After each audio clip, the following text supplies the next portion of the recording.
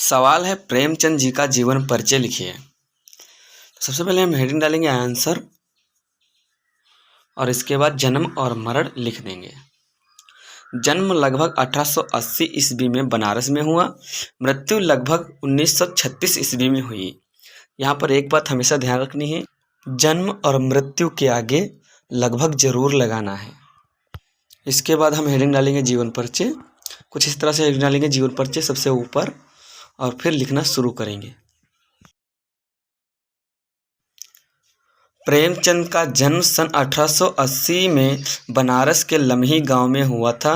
उनका मूल नाम धनपत राय था। प्रेमचंद का बचपन अभावों में बीता और शिक्षा बीए तक ही हो पाई। इन्होंने शिक्षा विभाग में नौकरी की, परंतु असहयोग आंदोलन में सक्रिय भाग लेने के लिए सरकारी नौकरी से त्यागपत्र दे दिया और लेखन कार्य के प्रति पूरी तरह समर्पित हो गए। एक बात यहाँ पर बता दूं बहुत ज़रूरी, कि जिस तरह से इसमें लाइनों में लिखा है ज़रूरी नहीं है कि इसी तरह से लिखा जाए। आप कहानी की तरह याद करके शब्दों को आगे पीछे करके लिख सकते हैं, लेकिन पूरा पॉइंट एक होना चाहिए। एक ही शब्द नहीं, पूरा पॉइंट आगे पीछे कर सकते हैं।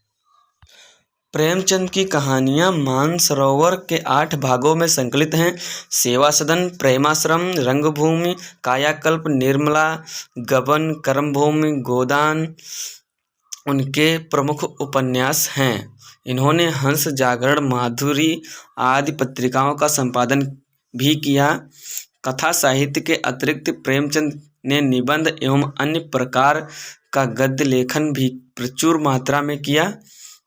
प्रेमचंद साहित्य को सामाजिक परिवर्तन का सशक्त माध्यम मानते थे। उन्होंने जिस गांव और शहर के परिवेश को देखा और जिया, उसकी अभिव्यक्ति उनके कथा साहित्य में मिलती है।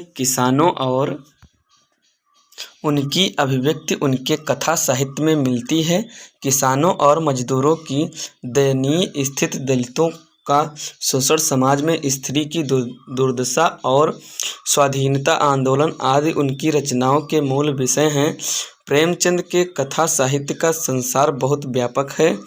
उसमें मनुष्य ही नहीं, पशु पक्षियों को भी अद्भुत आत्मीयता मिली है। बड़ी से बड़ी बात को सरल भाषा में सीधे और संक्षेप में कहना प्रेमचंद के लेखन की प्रमुख क्षितिज विशेषता है। उनकी भाषा सरल, सजीव एवं मुहावरेदार है तथा उन्होंने अरबी, फारसी और अंग्रेजी के प्रचलित शब्दों का प्रयोग कुशलतापूर्वक किया है। अतः सन 1936 में इस महान कथाकार का देहांत हो गया। इसके बाद हमारी अगली हेडिंग होगी रचनाएं। रचनाएं कुछ इस तरह से हेडिंग डालेंगे और इसके बाद रचनाएं लिख देंगे। नंबर 1 गोदान, गबन, रंगभूमि, माधुरी, निर्मला आदि हैं। एक जीवन परिचय में सिर्फ 2 ही रचनाएं लिखनी होती हैं, जिसमें से आपको ये बहुत ही मशहूर और सरल रचनाएं हैं। तो बस आज के लिए इतना ही। मिलते हैं अगले वीडियो में, तब तक के लिए धन्यवाद। Like, subscribe and share.